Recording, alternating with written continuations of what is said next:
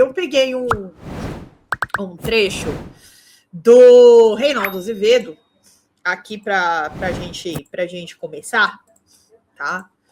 Então vamos lá. A metamorfose. Flávio e a mãe acordam como terroristas monstruosos. A editora Zona Oeste do Rio lança a versão Vivendas da Barra de A Metamorfose de Kafta, aquele que Kafta não era, e o fim do mundo. Então, bom, como a gente sabe, né, essa semana teve a prisão do político que a mãe dos Bolsonaros é suplente no Rio de Janeiro, a Rosângela, né? Teve aí, ela está sendo também objeto de pesadelos do PL, por conta de justamente ser a mãe do Flávio, a mãe do Eduardo, do Carluxo. Então, depois dos irmãos Karamazov, versão Vivendas da Barra, a editora Rio Zona Oeste lança pelo mesmo selo a versão adaptada de A Metamorfose, uma releitura do clássico de Kafka, que certo ministro da educação do bolsonarismo, Abraham Weintraub, chamou Kafta, aquele espeto de carne moída, cuja grafia é Kafta com C. Depois retoma o episódio pitoresco. Voltemos. Um dos principais aliados de Flávio no Rio, Fábio Canella, foi preso pela Polícia Federal durante a deflagração da sexta fase da Operação Carne, que mira um esquema de lavagem de dinheiro estimado em 7,6 bilhões, que envolve postos de gasolina e a venda irregular de combustíveis, tudo sobre organizações criminosas do PCC, como o PCC e Comando Vermelho. Bom, até aqui, gente, um total de 0 pessoas surpresas com essa situação, porque nós estamos falando dessas máfias dos combustíveis, tanto as do estado de São Paulo, como as do estado do Rio de Janeiro, estado do Piauí, elas estão conectadas, tá? Nesse tipo de operação. Então, operação de lavagem de dinheiro, operação que acaba encontrando com a refinaria de Manguinhos, que é a Refit, que tem aquela outra operação, que é a Poços de Lobato, que envolve ali essa refinaria de Manguinhos do Rio, que também teve adulteração de combustíveis, tá? E nós sabemos também que as fintechs paulistas lavaram aí esse dinheiro, tanto dos combustíveis do Rio de Janeiro, como também de dinheiros, adoro falar dinheiros errado, do Banco Master, né? Então, essas operações, elas se interligam. Por isso que é extremamente complexo falar da situação do Rio de Janeiro nesse momento, porque eles estão com o governador tampão, lá, como nós sabemos, e só será decidido agora em agosto. Essa decisão, ela tá suspensa até agora em agosto, saber o que vai ficar realmente resolvido para outubro. Mas eu acho que o principal de falando sobre o Rio de Janeiro é de que há um desmonte. Então, nós temos um desmonte a nível do governo, do executivo, há um desmonte dos deputados também, afinal de contas, o próprio presidente da Alerj utilizou de suas influências dentro das instituições fluminenses para proteger ali os seus amigos do Comando Vermelho, com ligações do Comando Vermelho, com fotos e coisas que realmente são escancaradas, tanto que Rodrigo Bacelar está preso desde então. E quanto mais a coisa se aprofunda, mais políticos do Rio de Janeiro acabam sendo deflagrados aí, reunidos nessa operação de maneira indireta, de direta ou indireta, né?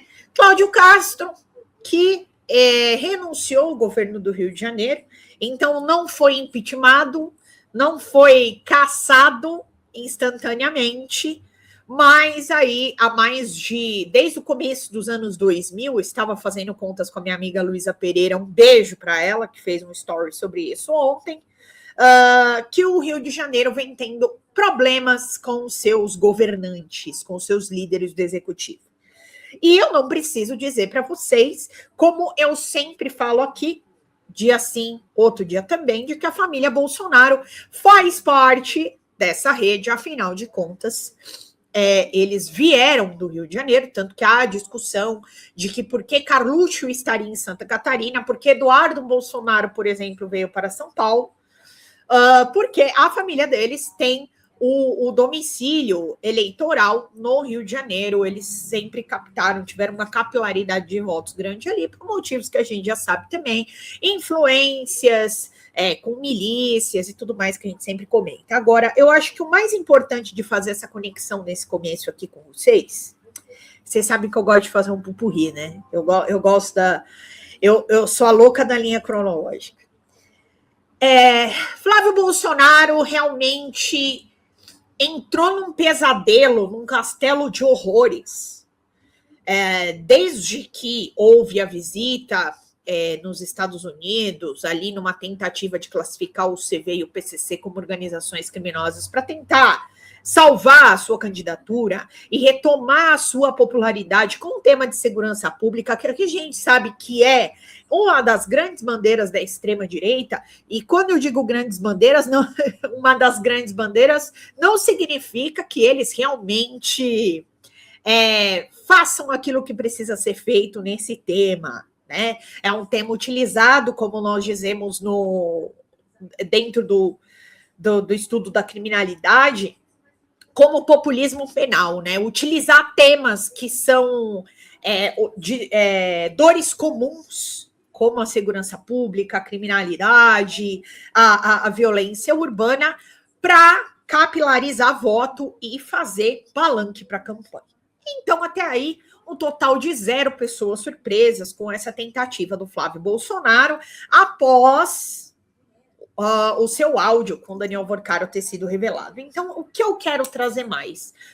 Além dessa questão da conexão com o Tarifaço, por conta daquele momento ele estar em contato com as autoridades americanas, então teve a classificação como terroristas as facções, e logo após a imposição, na verdade, a informação de que seriam impostas as tarifas, porque o que vai ficar resolvido é agora, dia 15 de julho, que é o prazo. Após isso, tivemos questões envolvendo a sua mãe, o vídeo da Michele Bolsonaro, antes disso, vídeo que nós falamos aqui todos os dias, desde que ele foi lançado. Houve uma comoção dos machos alfas do Partido Liberal contra Michele, contra suas mulheres, de maneira indireta ou direta mesmo, sem nenhuma vergonha na cara. E agora, Valdemar da Costa Neto, presidente do partido, envolvido com desvios de centenas de milhões de reais com emendas parlamentares. Então, eu, se fosse Flávio Bolsonaro, hoje aproveitava sexta-feira, finzinho do dia, pegava um Rivotril e ia dar uma dormida, só acordava lá na segunda-feira para pensar o que vai dar para fazer. Porque o cerco está se fechando e as mazelas do Partido Liberal estão aparecendo. Então, como eu sempre falo para vocês, quer ter bandido de estimação? Pode ter, cada um faz o que quer com o seu voto, cada um faz o que quer da sua vida. Agora, não venha me dizer de que o Partido Liberal ou o bolsonarismo são os paladinos da moralidade e que foram criados para combater a corrupção no Brasil. Muito pelo contrário, eles falam exatamente aquilo que eles não fazem, sempre colocando uma cortina de fumaça para que a imagem deles não seja danificada, mas não é o que a gente vem observando. E eu quero pegar aqui uma fala do Flávio para a gente começar a ler aqui sobre essa questão do Valdemar da Costa Neto. Ele disse que a Polícia Federal faz investigações seletivas. Olha, Flávio, eu vou falar uma coisa para você. Eu sou obrigada a concordar, porque já era para você ter recebido o toque-toque há algum tempo. Você está na hora extra, sem no mínimo uma tornozeleira eletrônica, ou dar um depoimento formal dentro do caso Master, ou até mesmo nas emendas parlamentares, essas mesmas aí que Valdemar da Costa Neto está envolvido, para poder explicar a questão do filme do seu pai. para poder explicar aonde foram parar os 61 milhões, não é mesmo? Então, esse aspecto, confesso que talvez seja uma das únicas vezes que eu vou concordar com você. A Polícia Federal realmente é muito seletiva, porque não era para você estar fazendo toda essa ação contra a pátria brasileira nos Estados Unidos, se realmente a Polícia Federal já tivesse batido na sua porta para poder investigar essa lavagem de grana que está acontecendo com o dinheiro do Dark Horse. Então, é isso, meu querido. Sou obrigada a concordar contigo. E agora, se eu fosse você, pegaria um sossega-leão, um dardo tranquilizante e ia dormir para tentar ver o que vai dar para fazer com essa candidatura, porque o cerco está se fechando cada vez mais. Gente, vamos lá, através do superchat, dos super stickers ou através do Pix, banademocrata@gmail.com. E aqui deixa eu ver a Lete. Um beijo, Lete. E o Brasil para os brasileiros. Se a gente for ver, a melhor coisa para a esquerda, o Flávio ter se candidatado, adiantou muito o trabalho de queimar o filme. Nossa, cara, o pessoal da campanha do Lula não tá... tá todo mundo de férias, todo mundo no Caribe, né? Porque não precisa, não tá precisando trabalhar. É só fazer vídeo bonito, correndo no campo, Lula com a Janja no campo, abraçando o girassol e trigo. Não precisa fazer nada, né? Porque eles mesmos, com essa autofagia, essa explosão interna dentro do partido, acaba sendo benéfico para a gente. Mas nós não podemos esquecer de que os ânimos estão muito aflorados. Então, que eles estão indo para tudo ou nada, né? Haja vista essa ida do Flávio aos Estados Unidos agora para audiência pública. É que, assim, ele acabou fazendo uma coisa ali para tentar parecer que ele se importava com os empresários, que são aqueles que ele não só tem o voto, mas muitas vezes o financiamento das campanhas. Só que esses empresários acompanharam o que aconteceu lá e parece que não gostaram muito da maneira que ele abordou os secretários americanos, porque ele falou de uma forma política e essa audiência não era uma questão política, é uma questão comercial. Então, os empresários verificaram isso, né? Foi para eles esse tipo de audiência, por isso que o Joesley Batista estava lá e por isso que deu aquele bafão com o coordenador da campanha do Flávio Bolsonaro. Eu até passei aqui para vocês, né? Que ele também é advogado da JIF, e aí ficou, porque ele estaria lá e é conflito de interesses, porque ele é coordenador do Flávio, foi o Joesley Batista que arrumou a última reunião do Lula com o Donald Trump, e aqueles pipipipopopó que a gente já sabe que acontece, né? Gente, vamos lá, Núria, um beijo para você. Espanha passou, Espanha passou. E depois me falem as chaves aqui, gente. Eu não sei realmente como estão as coisas. Depois vocês me falam aqui como que ficou, quem que vai contra quem. Então, bora lá no Pix ou no Superchat. E agora vamos ver aquelas reportagens delícia. Valdemar da Costa Neto. Valdemar da Costa Neto que virou, assim, um querido. Eu era uma pessoa que perseguia muito Silas Malafaia, né? As declarações do Silas Malafaia. Mas eu confesso que agora eu persigo as falas do Valdemar da Costa Neto, assim, porque elas são muito boas. É aquela coisa, assim, aquele gol contra gostoso, sabe? Que você fala, nossa, essa daí doeu em mim. Imagina nos aliados. Então, vamos ver aqui o que foi que aconteceu no dia de hoje. Aqui, Valdemar da Costa Neto é suspeito de desviar 119 milhões em emendas parlamentares. Vamos ver a notícia da Grobolinha falando sobre isso. Eu que vi aqui agora que eu li uma decisão duas frases do Reinaldo Azevedo e não parei de falar até agora, né, gente? Pelo amor de Deus, vou tomar até uma água. Vamos lá, vamos ver isso aqui. Pelo ministro Flávio Dino, do Supremo Tribunal Federal, em uma investigação sobre emendas parlamentares. A frente que está sendo investigada, só para a gente já dar o contexto e ir para a decisão, é uma suspeita de uso indevido das emendas parlamentares. E nesse caso, não é somente da questão do dinheiro, é, na verdade, a autoria da indicação. Essa investigação trata de uma atuação irregular do presidente do PL, Valdemar Costa Neto, que não é deputado, não tem atuação parlamentar e, mesmo assim, segundo as investigações da Polícia Federal, teria indicado, mandado e redirecionado emendas.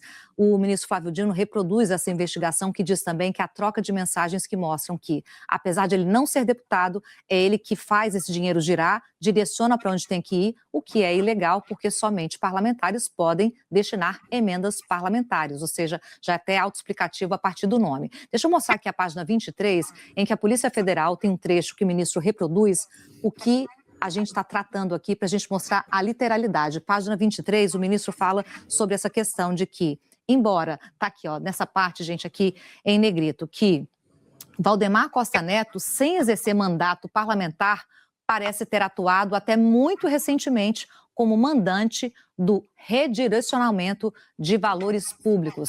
É o que diz a decisão que reproduz uma investigação da Polícia Federal. Vou pedir só para a gente ver aqui nessa parte que está sublinhada, porque tem um valor que vai ser o centro dessa decisão. Aqui o ministro diz o seguinte, que nesse caso é possível, então, nessa decisão, afirmar a veemência dos indícios convergentes acerca da responsabilidade criminal em tese dos investigados, os quais, aí vem a suspeita, teriam em concurso de agentes concorrido para aparente desvio de aproximadamente 119 milhões de reais.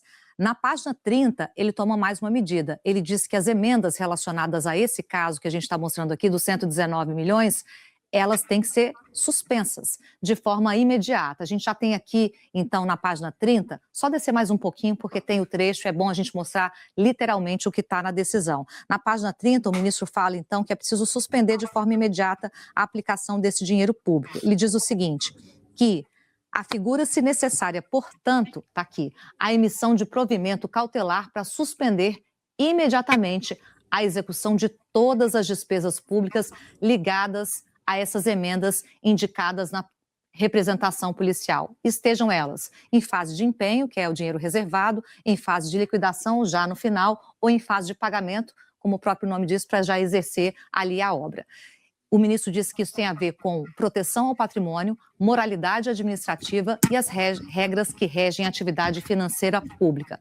Para terminar, tem na última página aqui que a gente tem juntos aqui, acho que é a 32, a indisponibilidade dos bens do Valdemar Costa Neto, não da totalidade, mas desse valor de 119 milhões que está no centro da investigação da PF, que diz que é um valor total de emendas que o Valdemar, sem ter atuação parlamentar, redirecionou. Está aqui, então. Defiro, que quer dizer autorizo, o pedido de indisponibilidade de todo qualquer valor. A gente não tem aqui? Não, está aqui, ó, gente, está certinho.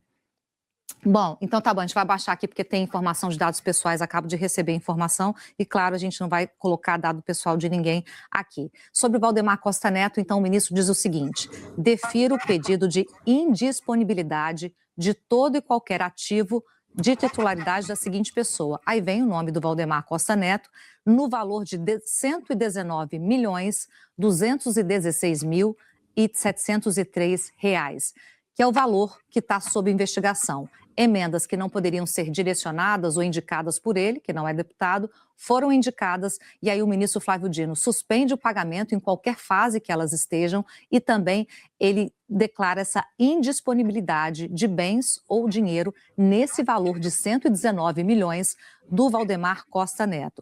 O ministro já pede todas as medidas necessárias também nesse caso e fala também para o presidente da Câmara mandar todas as informações relativas a esse caso. Então, o que a gente está tratando aqui de suspeita e também de decisão? Tanto a Polícia Federal aponta suspeitas de o Valdemar ter uma atuação parlamentar indicando emendas sem ser parlamentar, ele que é um quadro político de muita importância, presidente do PL, que tem a maior bancada de deputados lá na Câmara, e a Procuradoria-Geral da República também aponta que é necessário tomar uma série de medidas, entre elas essas que a gente está mostrando aqui ao vivo.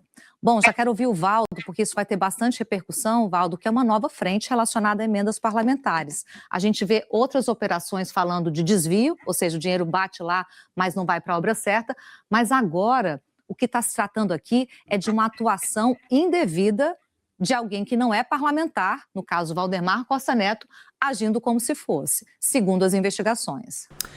Fala galera da Folha TV, não se esquece de se inscrever aqui no nosso canal para assistir programas como Folha Notícias Manhã, Folha Notícias Noite, o nosso Folha Entrevista e o nosso Barzinho das Meninas. Muitas coisas bacanas a gente acompanha por aqui e a gente precisa muito do apoio de vocês para nosso trabalho jornalístico, investigativo, de curadoria de conteúdo, com vocês ajudando no nosso Pix, folhademocrata@gmail.com, ou mandando superchats, valeu demais, e os recursos financeiros, tornando-se membro do nosso canal, no nosso curso de jornalismo básico, para você ficar muito bem informado a respeito de tudo.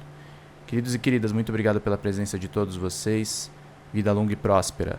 Cuidem-se, cuidem dos seus, e não esquece de se inscrever aqui na Folha TV. Até mais!